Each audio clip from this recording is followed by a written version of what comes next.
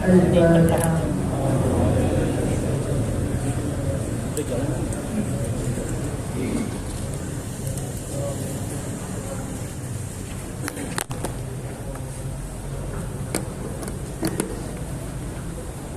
اللهم صل وسلم على سيدنا محمد وعلى ال سيدنا محمد في كل لمحة ونفس في عدد كل معرفة.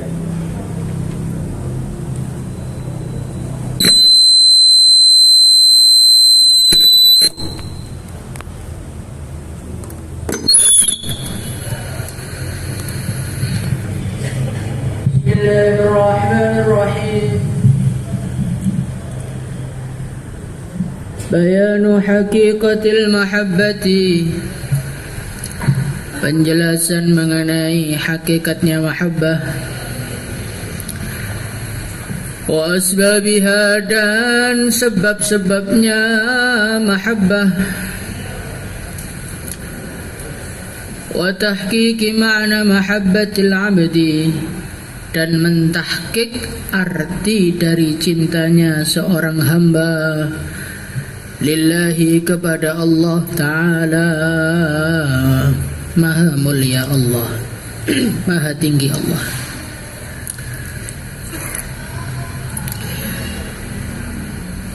Ilam, ketahuilah, annal matlaba, sesungguhnya maksud tujuan,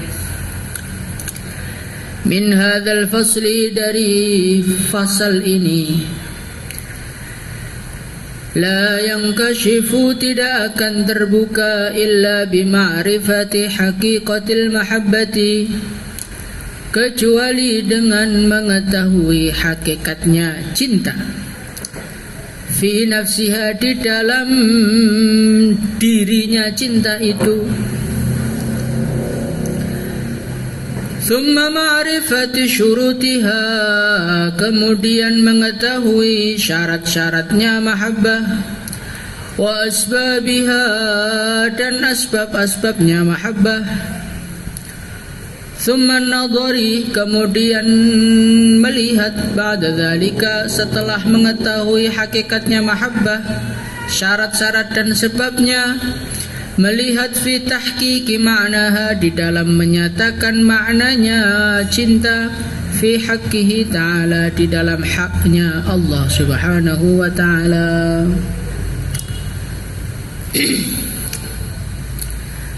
Jadi kita semua ini adalah seorang hamba yang diperintahkan oleh Allah Subhanahu wa ta'ala untuk mencintai penciptanya. Bahkan pendidikan pertama yang Allah Subhanahu wa ta'ala, yang baginda Nabi Muhammad sallallahu alaihi wasallam perintahkan untuk diajarkan kepada anak-anak kita, ini adalah mahabbah. Rasulullah sallallahu alaihi wasallam, beliau bersabda, "Adibu auladakum ala thalathi hisalin, hubbi nabiyikum." Jadi baginda Nabi Muhammad sallallahu alaihi wasallam itu memerintahkan kita, sebelum belajar sholat, sebelum belajar wirid, sebelum belajar puasa, sebelum belajar dakwah, ini ada satu pelajaran yang mesti harus diajarkan kepada kita dan kepada anak-anak cucu kita. Yang mana pelajaran ini pada hari ini sudah mulai ditinggalkan oleh umat Islam. Apa itu ajarannya? Ala thalathi hisalin, yang pertama hubbi nabiyikum, diajari untuk cinta kepada baginda Nabi.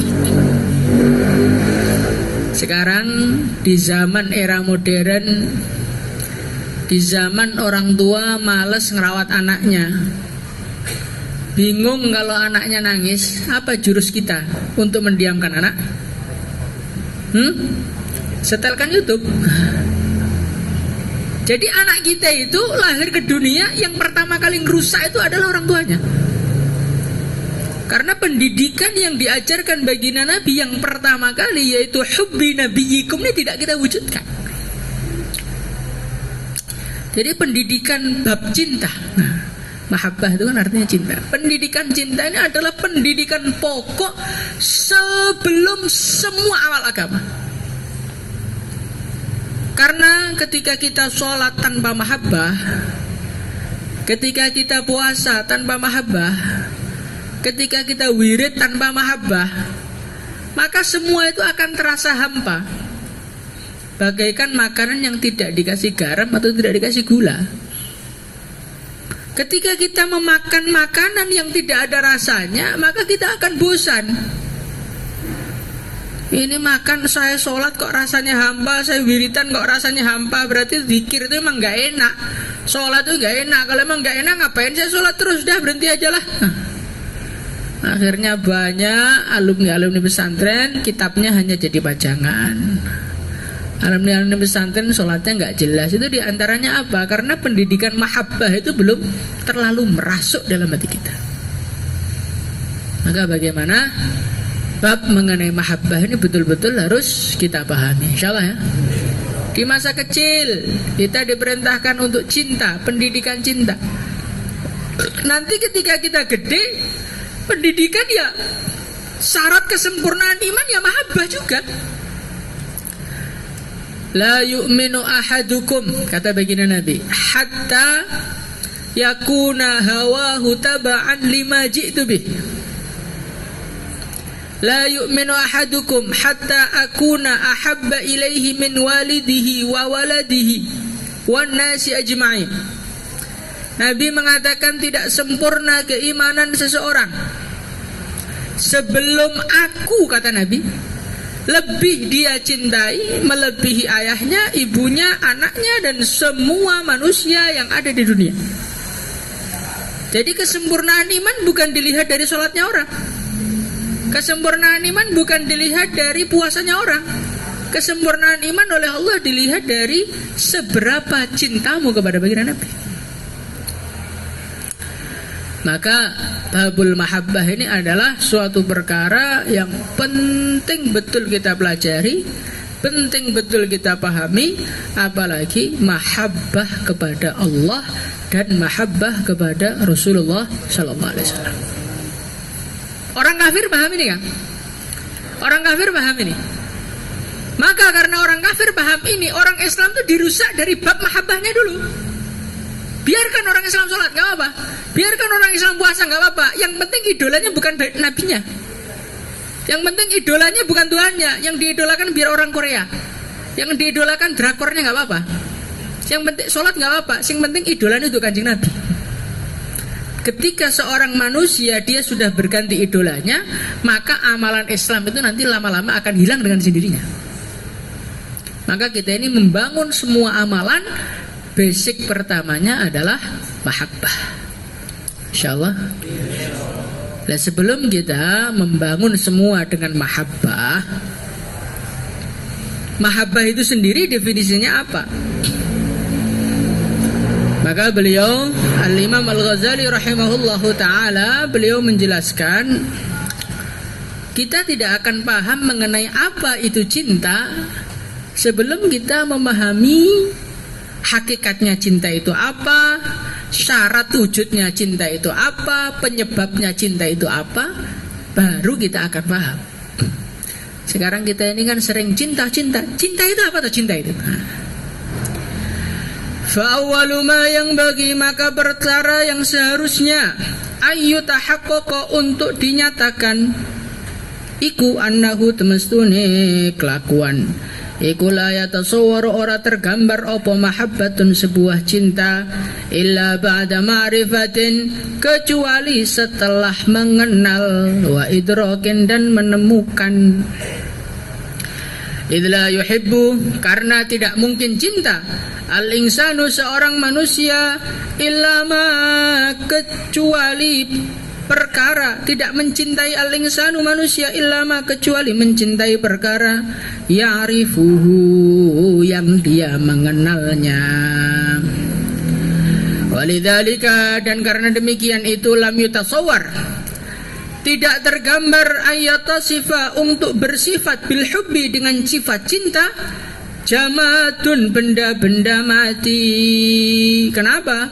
Bal huwa bahkan sifat cinta itu min khasiyatil hayyil mudrik termasuk kekhususannya makhluk hidup yang bisa memahami.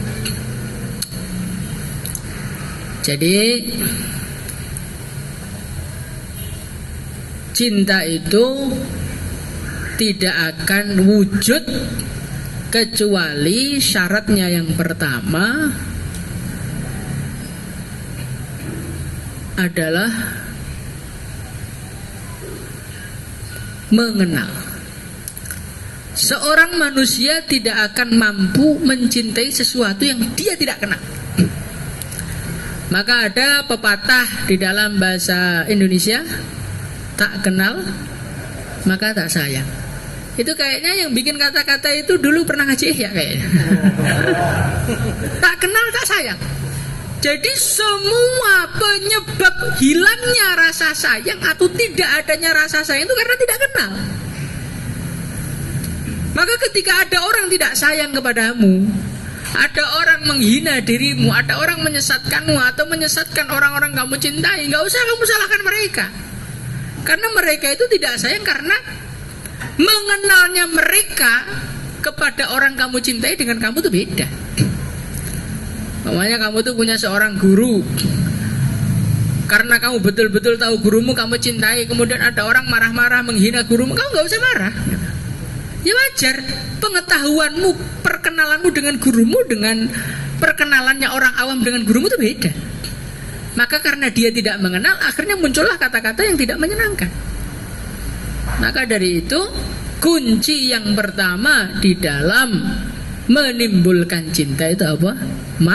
Ma'rifat. Summal mudrakatu, tumuli perkara-perkara yang ditemukan oleh panca indera. Fingkisamiha, di dalam terbaginya panca indera, ikutan kosimu terbagi apa mudrakat ilama kepada perkara yuafiku yang sesuai qoba'al mudriki wataknya orang yang menemukan wa yulaimuhu dan perkara tersebut sesuai dengan wataknya. Wa yulidzahu dan dia merasakan kelezatannya. Wa ilama dan kepada perkara yunafihi yang menafikan kelezatan tersebut atau menafikan watak. Wa yunafiruhu dan membikin watak tersebut lari. Wa yu'limuhu dan perkara yang menyakiti watak tersebut. Wa ilama dan terhadap perkara la yu'athiru yang tidak memberi kesan fihi di dalam watak bi'ilamin dengan menyakiti wa ilzatin dan memberi kelazatan. Fakullu ma maka setiap perkara fi idrakihi yang di dalam panca inderanya orang tersebut lazatun dia menemukan satu kelezatan warohatun dan kelonggaran, fahuwa maka perkara tersebut mahbubun indal mudriki akan dicintai oleh orang yang menemukan kelezatan tersebut. Wama dan perkara fi idrakihi yang menurut panca indera dia alamun ada atau di dalam menemukan perkara tersebut, di dalam menemukan perkara tersebut alamun ada satu rasa sakit. Lahuwa maka perkara tersebut mabghudun dibenci indal mudriki bagi orang yang menemukan perkara tersebut. Wama dan perkara yakhlu yang sepi an istiqabi alamin dari menimbulkan kesakitan waladzatin dan kelezatan ikula yusofu ora disifati biqaulihi dengan adanya perkara tersebut mahbuban dicintai wala makruhan dan dibenci. Faidan maka kalau begitu kullu ladzidin setiap perkara yang lezat iku mahbubun dicintai indal multadzi bagi orang yang merasakan kelezatan bihi dengan perkara tersebut. Wa makna kaunihi mahbuban, dan makna adanya perkara tersebut mahbuban dicintai adalah anna fit tabai, bahwasannya di dalam watak mailan ada satu kecondongan ilaihi kepadanya. Wa makna kaunihi, dan makna adanya perkara tersebut mabghudun dibenci, maknanya adalah anna fit tabai, bahwasannya di dalam wataknya manusia tersebut nafratun, ada satu ingin lari, ingin pergi, ingin menghindar anhu darinya. Fal hubbu, maka cinta itu ibaratun adalah suatu ibarat an mailit tabai, dari kecondongannya watak ila syai'il mulidzi, kepada perkara yang mengenakkan. Fa in takadah, kalau jadi kuat zalikal mailu, kecondongan tersebut, wa qawiya, dan jadi kuat, sumia, maka rasa tersebut disebut ashqan, rindu. Wal bughdu, dan benci ibaratun adalah suatu ibarat an-nafratit tabai, dari pengennya larinya watak anil mu'limi, dari perkara yang menyakitkan, al mut'ibi, yang mencapekkan. Fa idza qawiya, maka ketika rasa benci tersebut kuat, sumia maktan, maka rasa tersebut disebut sebagai maket, kebencian yang sudah memuncak. Fahada aslun fi haqiqati ma'nal hubbi, ini semua adalah dasar dari hakikatnya makna cinta. La budda min ma'rifatihi, yang tidak ada la budda kang ora ana nggon suminggreh iku maujud, tidak ada pilihan min ma'rifatihi, kecuali harus mengetahuinya. Ini saya rangkumkan. Jadi cinta itu apa toh? Cinta itu adalah kecondongan hati seorang manusia. Cinta itu al-hubbu huwa mailut tabai, rasa suatu kecondongan hati kepada suatu perkara, itu namanya cinta. Wal bughdu, benci itu apa? Rasa yang ada di dalam hati, yang rasa ingin menghindar atau ingin lari dari perkara tersebut, itu namanya benci. Maka kamu melihat orang kok di dalam hati kamu kok rasanya cocok, rasanya nyaman, itulah namanya cinta. Kok kamu melihat orang kok hawanya itu pengen pergi, pengen menghindar, pengen nginjek ke mukanya, oh itu namanya benci. Paham ya di sini? Jadi cinta itu adalah mailul qalb. Cinta itu adalah kecondongan hati. Dari manakah hati itu bisa condong, dan dari manakah hati itu bisa benci? Dari panca indera. Jadi kita ini mempunyai 6 panca indera, alat untuk mendeteksi makhluk lain. Apa itu? Mata, indera penglihatan, indera pendengaran, apa lagi? Penciuman, indera perasa, indera peraba, terus indera keenam apa? Hati seorang manusia. Jadi sebagaimana saya katakan, cinta tidak akan timbul kecuali kalau mengenal. Maka 5 panca indera ini adalah alat bagi seorang manusia untuk mengenal perkara-perkara yang ada di sekitarnya. Ketika mata mulai memberikan informasi, telinga memberikan informasi, indera penciuman memberikan informasi, kemudian indera apa lagi? Perasa peraba memberikan informasi, maka informasi itu masuk di otak. Setelah masuk di otak, sama otak diproses. Ini perkara-perkara yang dilaporkan oleh mata dan teman-temannya, ini sesuai dengan watak saya apa tidak? Setelah direnungi oleh otak, maka otak mengatakan sesuai. Ketika otak mengatakan sesuai, maka saat itulah hatimu akan condong dengan perkara tersebut.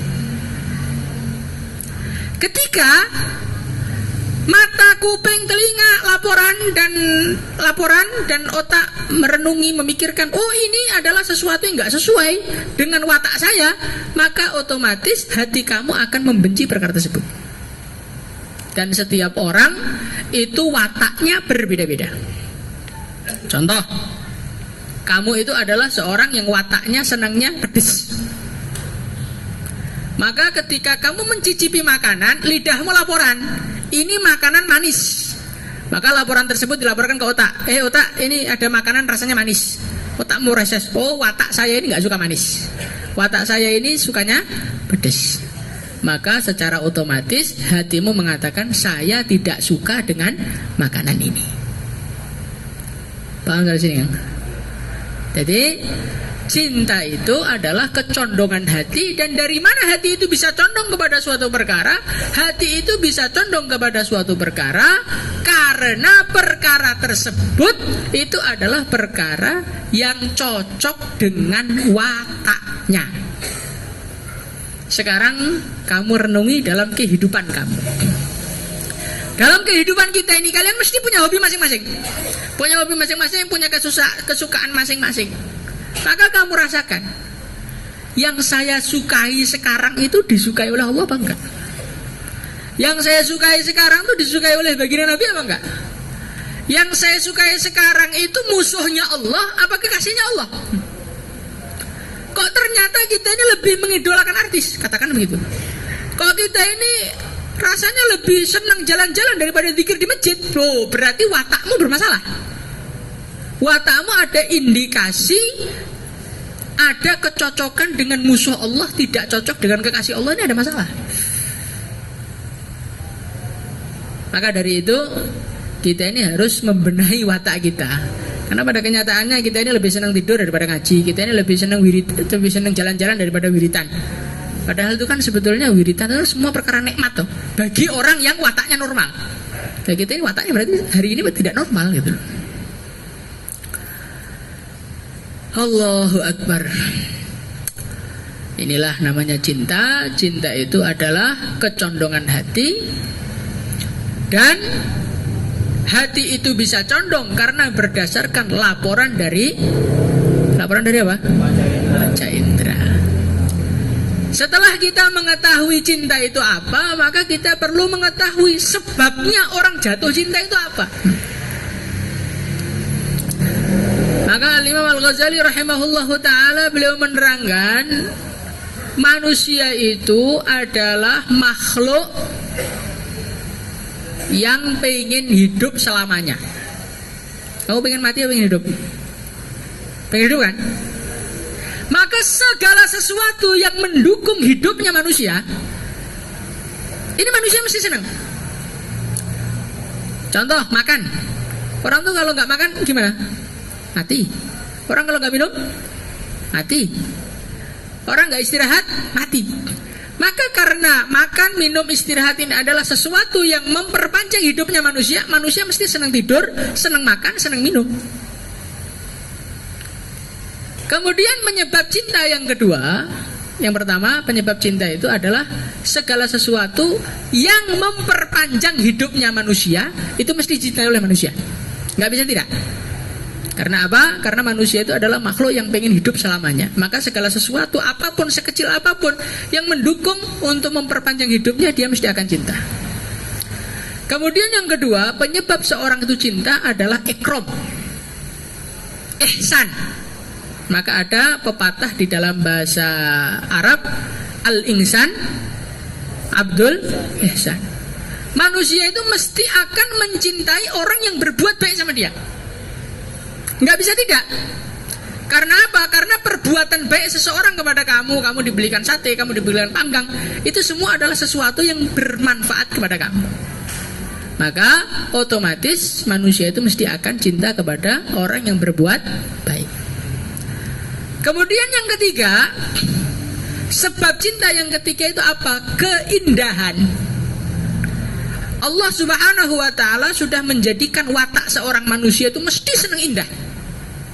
Maka kalian lihat wanita cantik dengan jelek, cinta mana? Cinta yang mana? cantik itu sepakat, tapi kalau jelek itu relatif. Kata siapa cantik relatif? Enggak. Jadi manusia itu memang oleh Allah Subhanahu wa taala disetting wataknya itu selalu senang dengan keindahan.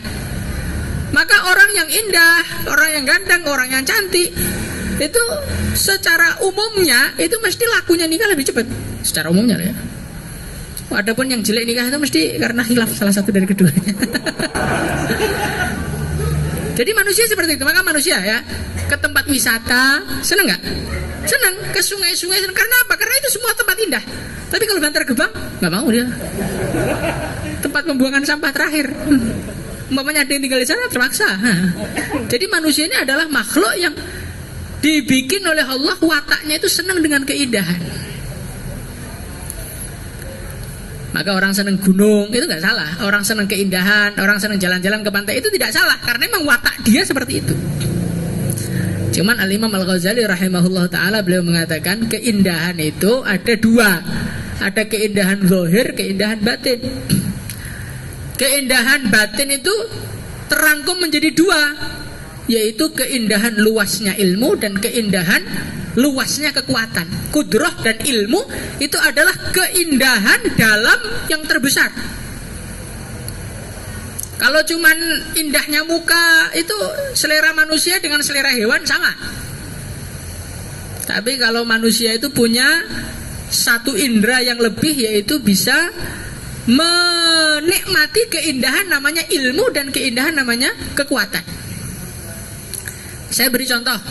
Kalian senang nggak sama Imam Syafi'i? Pernah ketemu? Nggak pernah ketemu. Pernah kasih duit? Nggak pernah. Pernah diikram sama beliau? Nggak pernah. Kenapa kamu senang? Karena Imam Syafi'i mempunyai keindahan dalam diri beliau, yaitu punya ilmu. Kamu senang nggak sama Sayyidina Khalid radhiyallahu anhu? Pernah kasih duit? Nggak pernah. Pernah ketemu? Nggak pernah. Kenapa senang? Karena engkau telah membaca cerita bagaimana Sayyidina Khalid itu mempunyai kekuatan yang luar biasa. Maju perang bawa pedang 9, pulang-pulang patah semua saking kuatnya beliau. Nah, jadi manusia ini adalah makhluk yang dia akan mencintai keindahan, dan keindahan yang paling bisa dipahami manusia khusus untuk manusia adalah keindahan ilmu dan keindahan kudrah. Udah berapa sebabnya? Yang pertama, segala sesuatu yang bermanfaat. Kemudian yang kedua, ikramnya orang. Kemudian yang ketiga, keindahan. Kemudian yang keempat, kecocokan. Jadi manusia itu kalau kamu renungi dalam kehidupan kamu, kamu mesti akan ketemu orang yang tiba-tiba kamu senang dan kamu nggak tahu sebabnya. Itu namanya kecocokan. Dalam satu hadis dikatakan al-arwahu junudun mujannadah fama ta'arafa minha italafa wa ma tanakara minha ikhtalafa. Jadi dalam kehidupan seorang manusia ini, manusia dulu tuh di akhirat itu sudah dikelompok-kelompokkan. Kelompok A, kelompok B, kelompok C. Yang dulu satu kelompok itu di dunia itu rukun gampang kan. Yang dulu di akhirat itu di alam arwah itu nggak pernah kumpul. Itu di dunia segelut. Maka lihat orang Islam tengkar tuh jangan kaget gitu loh. Ya mungkin dulu di dunia di alam arwah dulu nggak satu kelompok gitu. Walaupun sama-sama Islam ya. Jadi jangan kaget ya, lihat. Kembali lagi, ini penyebab cinta ada berapa? Ada 4. Yang pertama segala sesuatu yang paling bermanfaat. Yang kedua ihsan. Yang ketiga indah. Yang keempat kecocokan. Sekarang kamu rasakan, siapakah yang memiliki penyebab cinta ini kepada kamu? Yang paling memberi manfaat kepada kamu siapa? Siapa?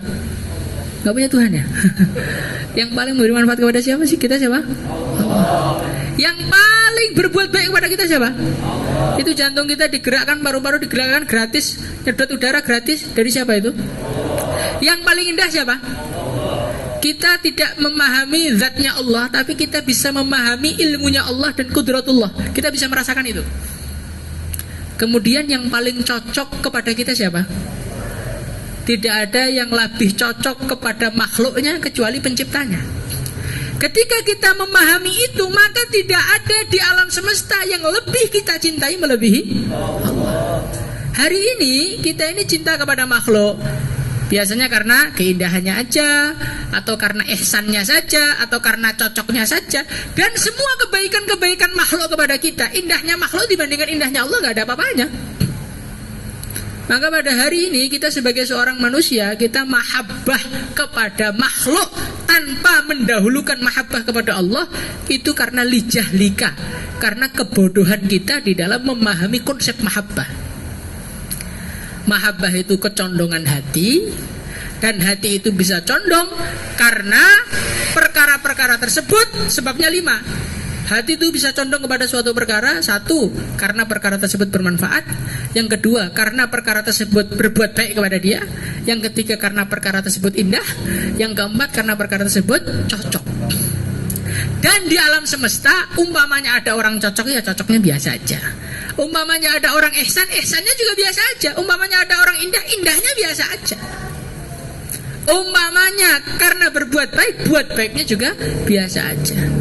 Buat baik yang luar biasa, yang manfaatnya luar biasa, indahnya luar biasa, dan cocoknya luar biasa, hanya satu, yaitu ketika orang itu sudah mengenal Allah, cinta kepada Allah, maka nanti dia baru cinta kepada baginda Nabi. Karena baginda Nabi itu adalah kekasihnya Allah. Dia cinta kepada hamba-hamba Allah, dia cinta kepada umat Nabi, dia cinta kepada istri, cinta kepada anak. Karena itu hamba Allah, lah itu nanti baru cintanya abadi. Cinta yang tidak didasari melewati cinta dulu kepada Allah, itu nanti akan menjadi cinta yang menyakitkan.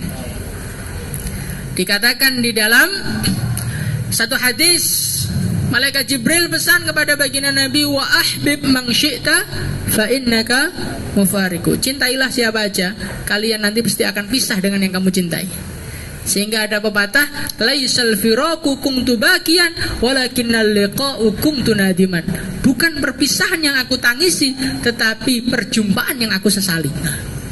Jadi sebuah cinta apapun, semua cinta apapun, cinta sama anak, cinta sama istri, cinta sama duit, cinta sama mobil, cinta sama siapa aja, kalau semua itu tidak melewati dulu cinta kepada Allah, maka semua itu tidak akan abadi. Dan perpisahan di saat kita pernah cinta itu lebih menyakitkan dengan perpisahan ketika kita tidak ada rasa.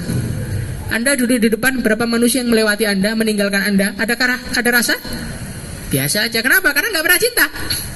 Tapi ketika kita ditinggalkan oleh istri kita, ditinggalkan oleh kawan pondok yang paling senang, tahu-tahu tengkar, itu sakit sekali.